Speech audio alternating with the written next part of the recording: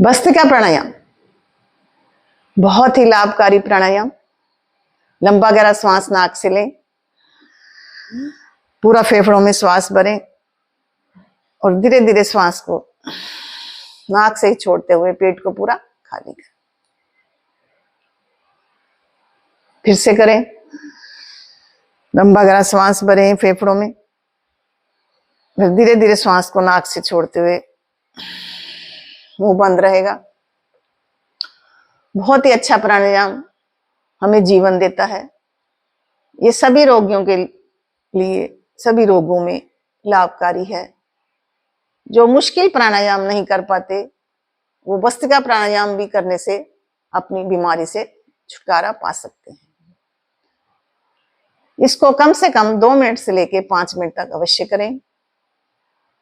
जिनको सुबह उठने में कमजोरी महसूस होती है, जल्दी नहीं उठ पाते, शरीर थका थका सा महसूस होता है, वो रेगुलर इस प्राणायाम को करने से इस बीमारी से निजात पा सकेंगे।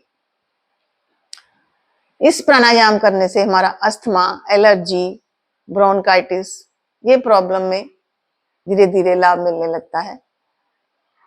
इसको हमें रेगुलर करना है। जो सीनियर सिटीजन हैं, 60+ हैं, वो नीचे नहीं बैठ पाते, चेयर पे बैठ के, बेड पे बैठ के इस प्राणायाम को कर सकते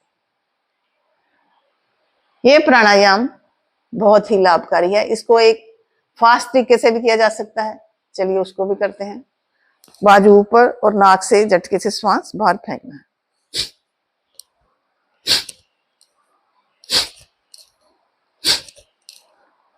ऊपर जाते श्वास लेना है और नीचे आते नाक से झटके से श्वास फेंकना है।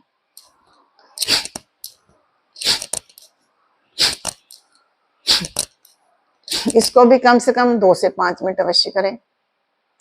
इसमें कंधों की, बाजुओं की एक्सरसाइज भी साथ में हो रही है और प्राणायाम का लाभ भी मिल रहा है। इस प्राणायाम करने से सर्दियों में भी हमें पसीना आ जाएगा जब हम लगातार करेंगे। शरीर में एनर्जी आएगी और शरीर स्ट्रांग होगा, हमारी इम्यूनिटी बढ़ेगी। इम्यूनिटी बढ़ने से हम सभी बीमारियों से लड़ने की शक्ति आएगी, हम स्वस्थ रहेंगे। रेगुलर करेंगे तो स्वस्थ रहेंगे। और जब ध्यान में बैठते हैं तब भी पहले थोड़ी देर भस्त्रिका प्राणायाम करना है और उसके बाद नाड़ी शोधन प्राणायाम। नाड़ी शोधन प्राणायाम करने के लिए, नाड़ी शोधन प्राणायाम भी अनुलोम विलोम की तरह ही है, पर इसमें एक डिफरेंस है कि इसमें श्वास भरने के बाद कम से कम 5 सेकंड रुकना है, फिर श्वास को बाहर छोड़ना है। छोड़ने के बाद फिर रुकना है 5 सेकंड, फिर श्वास भरना है। चलिए करते हैं नाड़ी शोधन प्राणायाम। ये दोनों प्राणायाम हमें ध्यान में बैठने से पहले अवश्य करने चाहिए, जिससे हमारा थर्ड आई एक्टिव होगा, हमारा माइंड शार्प होगा, हमारा ध्यान अच्छे से लग पाएगा। चलिए सीखते हैं। दायां हाथ उठाएं, दाईं नासिका पे रखें, पूरा गहरा लंबा श्वास भरें, फिर इस श्वास भरने के बाद 5 सेकंड रुकें, फिर बाईं नासिका पे रखें 2 उंगलियां, फिर दाएं से श्वास को बाहर छोड़ दें, फिर भी रुकें, फिर 5 सेकंड, फिर दाएं से लंबा श्वास लें,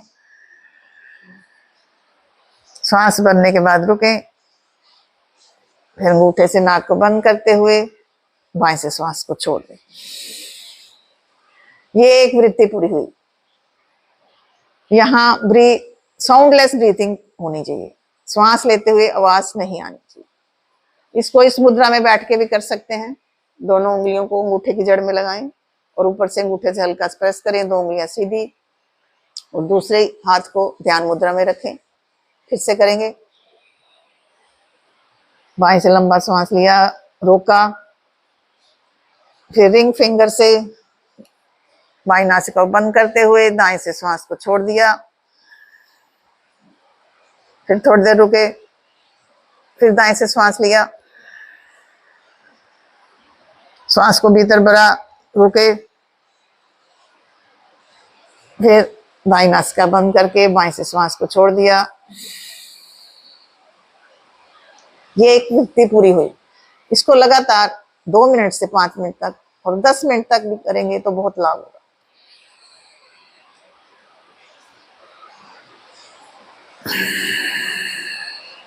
रुके,